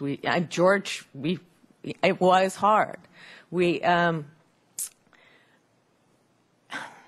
I would say today we have what we have, and we must deal with what we have. And it's going to take us all working together. But I would just want to say, from a design perspective, I've never sat through more contentious hearings in my life. So. Okay. Okay. Well, I think thank you for those. The history. His hair wasn't great. Okay. And thank you very much, George, for coming and speaking to us. I'm going to open this up for public comment now. We have some speaker slips here, and I'd like to try to keep the speakers to as close to 2 minutes as possible, if we can. And the first one is, I'm not going to get this right, Rubai Srivastava? Rubai? Rubai, okay. Sorry about that. Oh, well, welcome. Thank you. My name is Rubai Srivastava, and I'm with the Goleta Valley Community Center. I'm on their board, and I'm also a Human Services Commissioner for the county.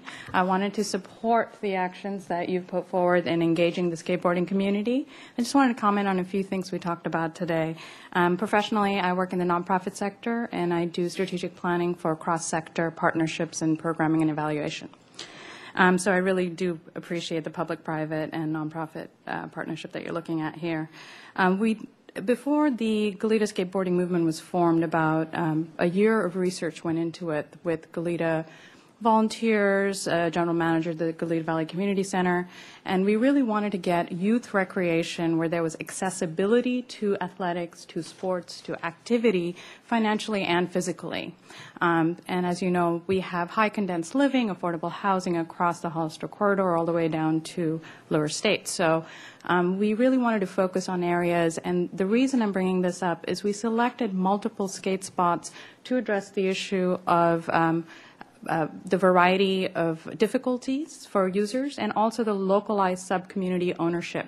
So each design of each site will be done with the workshops and the sub-community I guess design workshops is what we call them, but we hope to replicate the work that you've done in Santa Barbara and build a youth council out of it. So I really appreciate you being here. It was lovely hearing the young women speak today. So we work in advocacy for skateboarding, but also education, and really the underlining is accessible sports for youth and adults that is financially and physically available. So again, thank you for your time and effort in this, and I think this will be a good, long relationship. So thank you. Great. Thank you very much.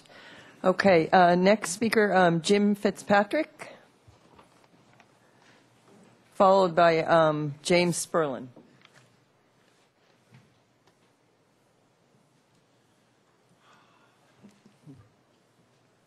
So, Chair Wiscombe and Commissioners, hi, Phoebe.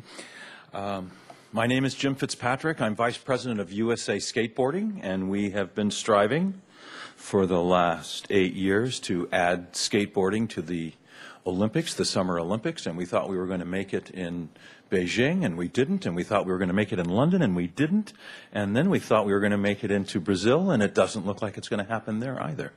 But we are part of the reason that there is no longer baseball and softball in the Olympics. 1988 was the first Parks and Recreation Commission meeting that I went to at the urging of Desmond O'Neill. He and I were dancing in the Nutcracker at the Arlington together. Our daughters were both in the Civic Ballet. And he said, after I'd been working for Powell Peralta Skateboards for a year, he said, if you want a public skate park, you have to go to the commissioners and convince them that it's a good idea. And so that started this 13-year, Nancy mentioned, a 13-year process of actually developing this wonderful skate park, which, whether you know it or not, because of the work that we did in that process, it became the center point in an effort that I carried through the formation of the International Association of Skateboard Companies, a nonprofit trade association. And because of this skate park, there are now more than 2,200 public skate parks throughout the United States. If we'd had an easier time of it, we might not have been so successful nationwide. So in these 25 years, I mentioned to George walking in here that I thought in 1988 I was old. So I skateboard every day, and I'm proud to say that I'm a surfer. I've been surfing and skateboarding for more than 50 years. I have a Medicare card in my wallet.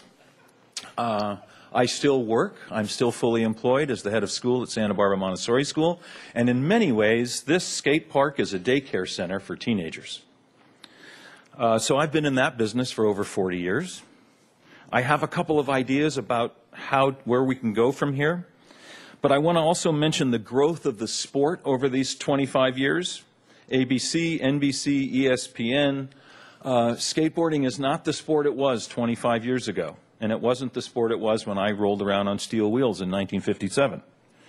So mainstream media, our culture, art, music, television, feature films, skateboarding is part of the world today. And if the Youth Council people were still here, I would talk about the graffiti artist that did the Hope poster for the President of the United States, because Shepard Fairey's painting, the Hope poster, is now in the Smithsonian Institute, the National Portrait Gallery. So you can be a graffiti artist and succeed. Santa Barbara is not the center of the skateboarding universe, but it's one of them. San Francisco is another. It is a worldwide phenomenon. It's estimated that there's more than 40 million skateboarders active every day in the world. And part of that center comes back to individual people here in the community. Tony Bialis and Shorty's, a company making boards and business, local success. Powell Peralta, Tom Sims. The Arlington Theater was filled 18 months ago at the Santa Barbara International Film Festival when Stacy Peralta premiered the Bones Brigade documentary. You can watch it on Netflix tonight. So the culture of skateboarding is what we're talking about when we start looking at this incident that prompted this meeting. And I do have to commend Nancy on convening the skate community and these meetings that we've had up to this presentation and this discussion. And I would like to apologize because I think I went on hiatus. Our school is now in Goleta. It used to be downtown. I haven't been paying a lot of attention to the skate park, and I don't want to look at myself as a problem solver and as the individual, and I certainly don't speak for skateboarding. But I speak for a lot of 65-year-old skateboarders, because there's one or two of us, and this culture of skateboarding is different than other recreational activities. Lifetime recreational activities aren't necessarily extreme. And if we look around at the parks of Santa Barbara, they oftentimes include rules and regulations. And those rules and regulations might include umpires, referees, and other authority figures. And that is not part of skateboarding's culture. There aren't teams, there aren't rules, there aren't leagues. But it sort of segues into some of my ideas about what we could be doing, because this is your skate park too. This is our skate park. It's everybody in this community's skate park. It's a public park. And everybody should be welcome there all of the time. And the problem that I see as an old guy is that we've allowed this youthness to occupy the park, and they seem to have forgotten the people that were instrumental in getting the park designed and built. And they've seemed to forget that it's your park. You can go there every day. And you can sit down on the ledge, and you could eat your lunch. You wouldn't be breaking a law. There's no regulation against having a snack inside the skate park. No, there is. You can't eat in the skate park. Can you eat in the skate park? Don't take your snack there. So I think we need to have more events. We need to have contests. We need to have regular interaction between the non-skateboard community and the skateboard community. They need to know that we're there. They need to know that you're there. They need to know all of these gentlemen and the ladies of enforcement. And I think that will be a key once we get through this town hall meeting on the 14th to instill in all of the users of the park that the non-users are there, are welcome there too. So I don't know if you have any questions for me. I have tremendous perspective and historical involvement here and around the world in events. So I don't know if you have questions on it. We appreciate your comments, and I hope that you will re-engage yourself in the stakeholders of the skate park and come on the 14th. Yes, I plan on being there. Good. I won't bring my snack, though. That's that's great. Thank you very much. James Sperlin, welcome. And that's last speaker will be Jennifer Jacqua. Thank you, council members, for seeing us. I'm not much of a public speaker, so I'll keep it very short. My name is James Sperlin. I'm a father, husband. I'm a father of 4 boys. So as you can imagine, I've had kids in and around my house constantly, teenagers, and a lot of them are skaters. Some of my boys skate, as well as play on Santa Barbara Dons High School marching. They're going to be doing a parade coming up real quick here for the drumline. A few of the things I wanted to talk about today, I was really concerned with the closing in the early July.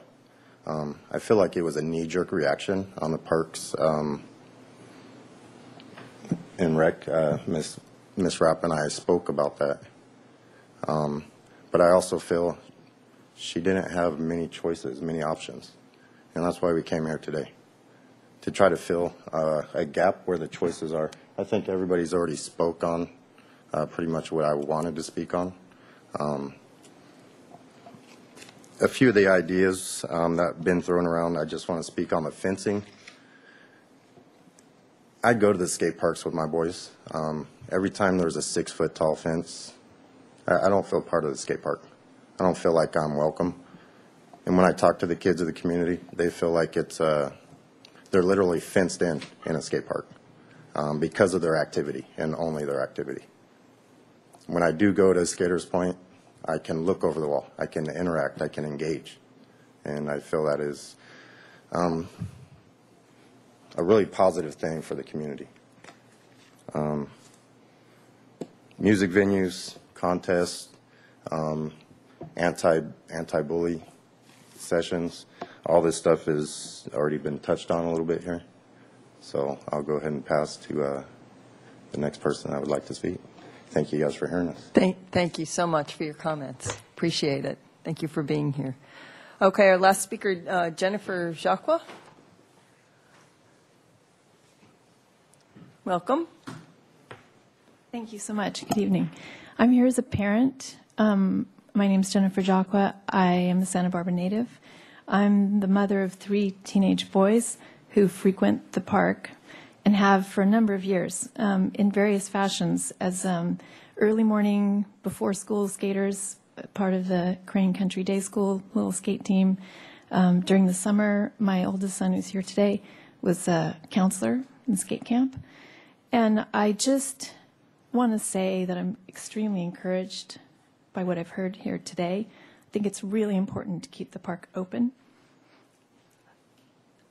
I wanted my son and his friends to be here today to see the process, to understand what happens when you cross a line between a privilege that's been given to you that you don't even realize you have, so that they can go back to the park and speak about it and become those mentors that you're hoping to find.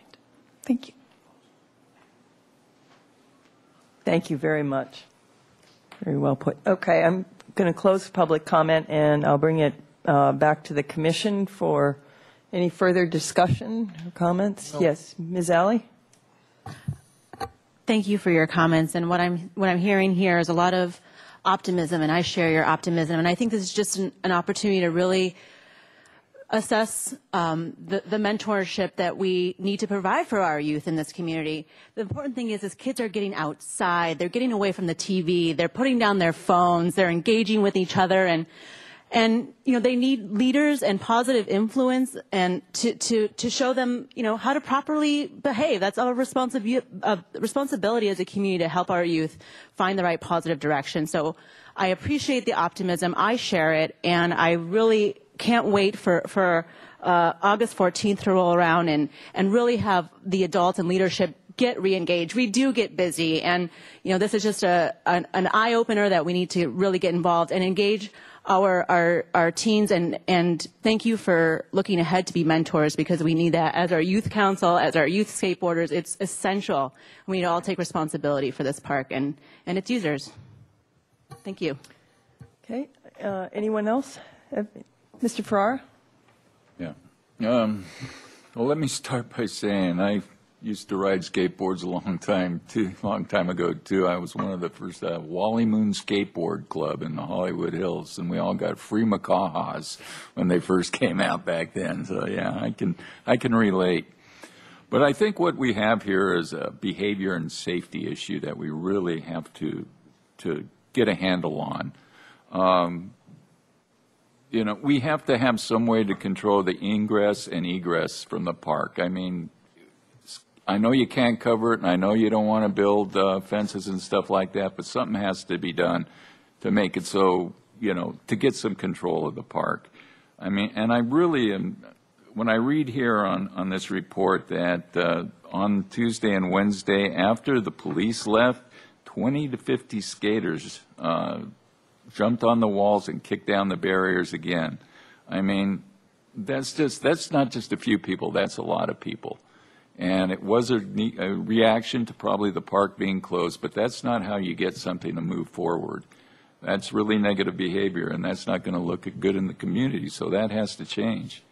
And I believe we have to have supervision there. I think we have pools. We have other facilities in this city.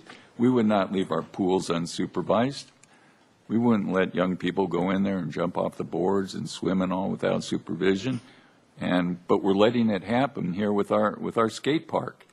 And we have a lot of 90-degree angles on concrete there, and nobody watching. If somebody got seriously hurt there, there's nobody to immediately make sure they didn't get the proper medical care or anything else. What's wrong with having a lifeguard at the skate park in case somebody injures themselves, breaks their neck or something like that? Because and I just think safety is so important. And one thing, on July 4th at 10:30 in the morning, after the park was opened, I went over there just to see what was going on. And there were bicycles in there with the skateboards. I didn't see any supervision, and this was on the morning of the 4th around 10:30. And nobody was wearing helmets. And there were probably 5 or 10 people in there. There weren't that many, but I'm thinking to myself, well, what's going on here? I mean, we had this park closed because of certain things that are going on, and now they're doing the exact same thing, So it's my feeling, I'd love to see the park stay open. I don't want to see it closed, but I know we have to be able to control ingress and egress and who goes in there, and we have to have supervision. I think we should close it until we get that supervision. Okay. Mr. Casebeer? I would like to just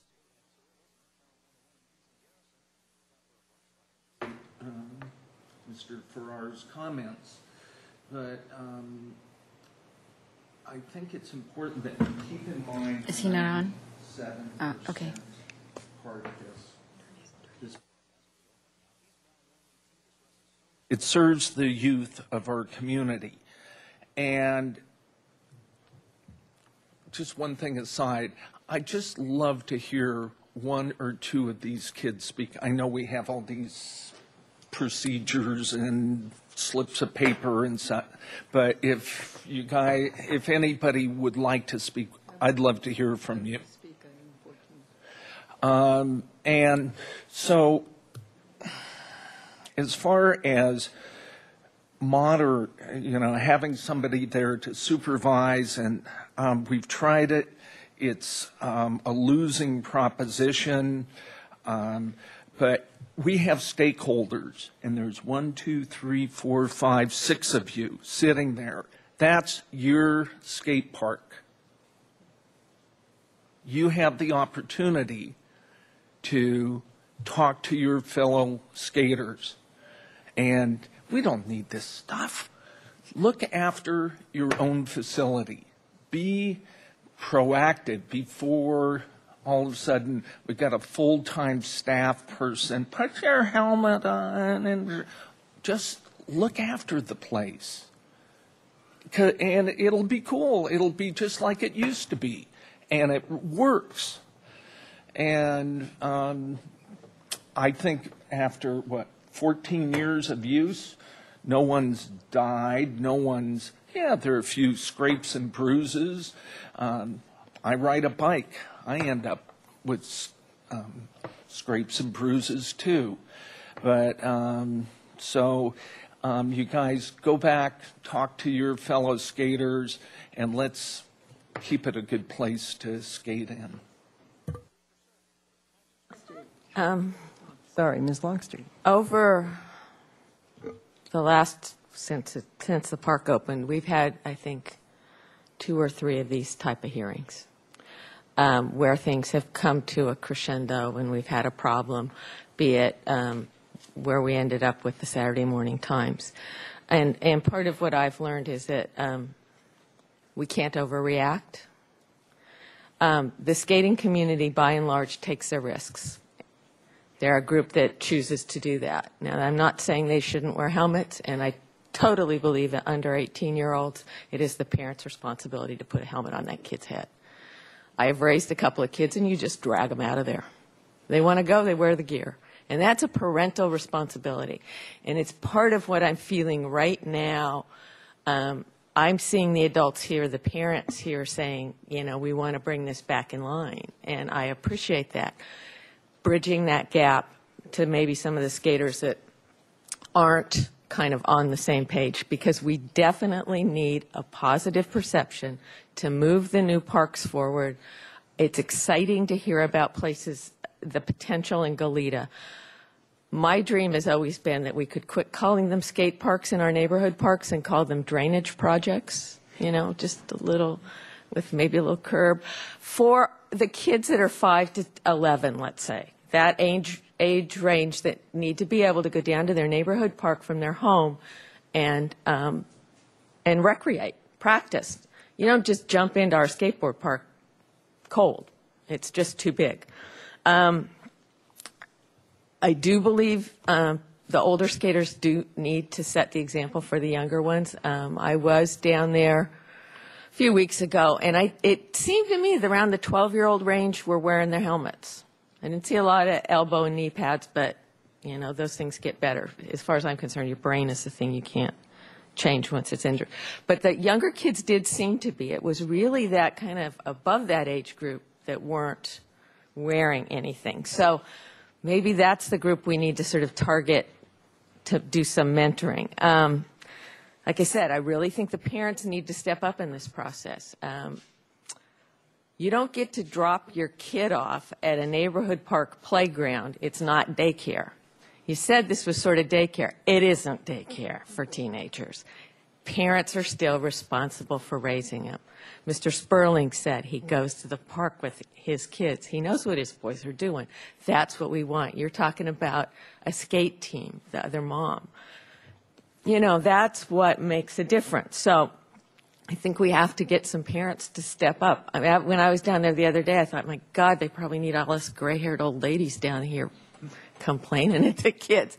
It's just, I wouldn't put, and what we had the problem with before is putting young people who you think can relate in a power position really is hard for them. They don't, it's just too hard. And I firmly believe this will never be a supervised facility due to the state law, the way it's set. And we need to enforce the laws down there, but we are not going to provide supervision because the liability is too much. We're going to have to charge to go in there, and that lets out a whole segment of our community that we built this for. So we're not going to overreact on how we monitor the skate park. I think some common sense is going to come into play in it with people's use of it. I think one of the things I'd really like to see the committee that gets together address is the bike issue and how we deal with that. Because it seems to be a few. It's not like it's 20 of them. It's when you go down, there's usually just one guy or two guys on their bikes. But how do we address this? The way we're going to have a safer skateboard park is to not have all levels and so many kids in it. We need to have more. We just need more. And we've known it from the beginning. But I support Ms. Rapp's decision because we wouldn't let this kind of behavior happen anywhere. We would have to take action anywhere we were. And I think we only have to look on all the past years. Think about what 4th of July used to look like. Think about what Fiesta used to look like before a lot of the laws got changed. So, bad behavior changes things, and it changes things for everybody, and that's the truth. You used to be able to go to our parks and have a picnic and have a beer. You can't do that anymore. Why? Not because 97% of the people were behaving badly. So that's the reality of change, and I think we have a chance to change the direction things are going, and I appreciate all of you who are working towards it, and we will get there. We've managed it for 13 years, but like I said, I do support Ms. Rapp for taking an action when an action was needed to be taken, because now we're sitting here talking about it, and otherwise we might not have a skate park. So, thank you all. Thank you. Ms. Yee? Madam Chair, I just want to say these are all great ideas, and it's great that we're talking about this. And I agree with Ms. Rapp that we should have another park for separate the small children between the kids and the teens. But I do, in a small way, agree with Mr. Farrars that we have to have some kind of leadership and safety precaution, because I definitely think that kids need to be free to be themselves and don't want to be watched at 100% of the time. However, it is it's a city public place, and there are lifeguards. Even youth council, we have a representative. We have Susan Young watching us and making sure we're doing everything right. Even I was in a knitting club and we had a supervisor. So I think everything has to have some supervision, even if it maybe is an older teen, like a teenager that's in charge of supervising, that has the responsibility to know what is right, what is wrong, and how to take action. So it doesn't have to be some old person, that's a really bad term, but yelling at them. It could be a teenager, it could be a young adult, but I think some sort of supervision. But then also we should have children's freedom and being able to be in your park, but we should have some sort of supervision. Thank you. I have a couple comments. I appreciate all the comments from the commission. I look at this as each and every one of you, I don't care what your age is, but each and every one of you is a stakeholder in the skate park, and you are a leader. And you're here today for that very reason. You own that park, and you need to take responsibility for making sure that it is protected as the special place it is and kept that way so you guys can all use it. And you're getting together here today as a group for that very reason. And I hope you all will follow through with that, because the most successful places, places to recreate, are places where there is ownership by the people that use them. And I truly believe that. I loved the idea of more skate camps, clinics, special events. I think we should have special events there. I think you should have I was talking to Nancy about it the other day, have a skateboard, kind of not a contest, but a demo day. Perhaps you start with kids that are older, and then you let the younger kids have an hour to do demos and organize it and make it into a positive thing. And I think once you take ownership and you do that, some of these, I don't think it's ever going to be problem-free, but I think that a lot of these problems will go away. The message will get out. We don't want the kids here that ruin it for the rest of us. And you do that by taking ownership. I was interested very early in the conversation, a comment that Mr. Escobar made about when the skate park is vandalized, and you said 5 to 12, I gather that's times per year. Yeah. And what it costs per time. So you're talking, he gave a figure, I'm kind of a numbers person sometimes, so he gave a figure of $5,000 to $10,000. You need to take that figure and think about it, and think about the people that do the bad things at the skate park, that vandalize them, and that this money could be channeled towards another skate park if it weren't being channeled towards fixing vandalism and graffiti. And so if it happens 10 times, that's $100,000. It could be $50,000 to $100,000 that you guys are losing towards a new skate park, because the money has to go to fix this one for a few people that ruin it. So I'm just really hoping that your event on the 14th of August goes well. We will be there to listen as you all speak, as you speak as owners of the skate park and advocates for the sport of skating. I don't believe the park should be fenced. I think when it's closed in, it does restrict skaters. I believe that, having been involved in the design of several of them.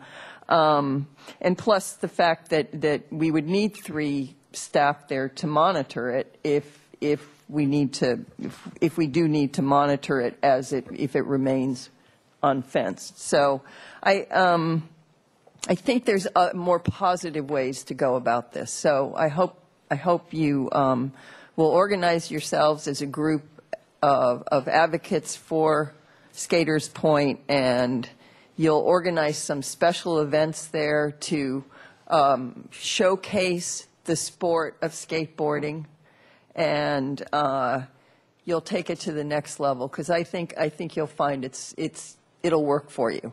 And we won't be having quite so many meetings like this. I fully support Ms. Rapp's decision to close it. I think it was the right thing to do. Public safety is number one.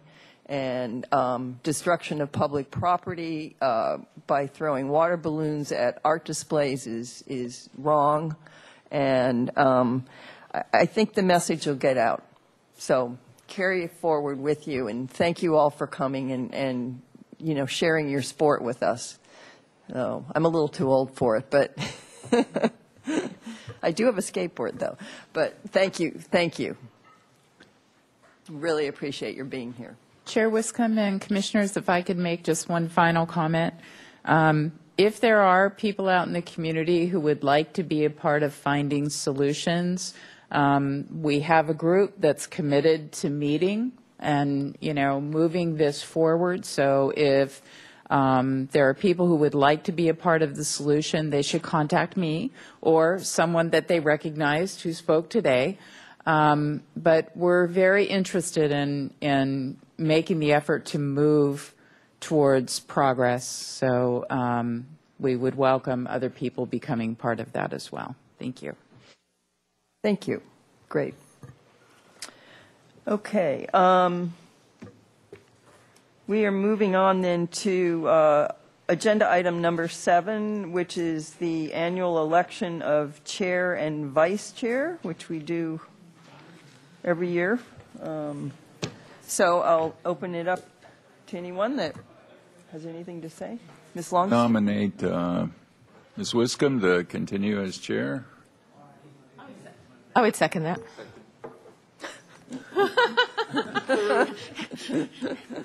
Boy, are we. Okay. Okay. Does anyone have any discussion? Okay, all in favor? Aye. Aye. Okay, great. That carries unanimously. I Let's, would nominate Mr. K-Spear to be vice chair. and I will second that. Any discussion? All in favor? Aye. Aye. You have to vote for yourself, Chris. Yeah. Okay, we're done. Okay, great. So we're done with that.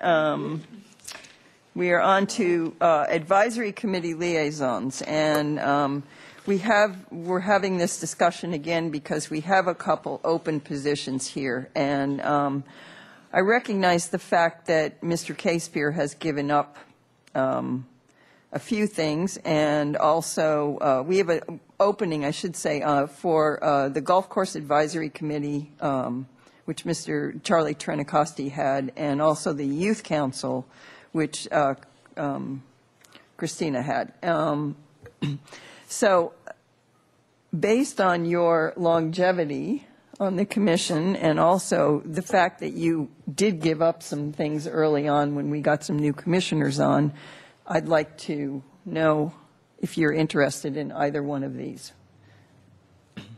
I would like to serve as a liaison to the Youth Council. Okay. Okay, that's great. Good, Chris. I appreciate that. So we'll appoint Chris K-Spear to the liaison for the Youth Council. Anybody else? Now, in terms of golf advisory, unless anyone feels really strongly about taking that on, I'm happy to take that on again because I do play golf occasionally, very occasionally, but I've also served on that committee before, so I'd be happy to do that unless someone else feels that they would like to have it. Okay. Okay, so I'll take that, and that's it. We are done, and this meeting is adjourned. Thank you all.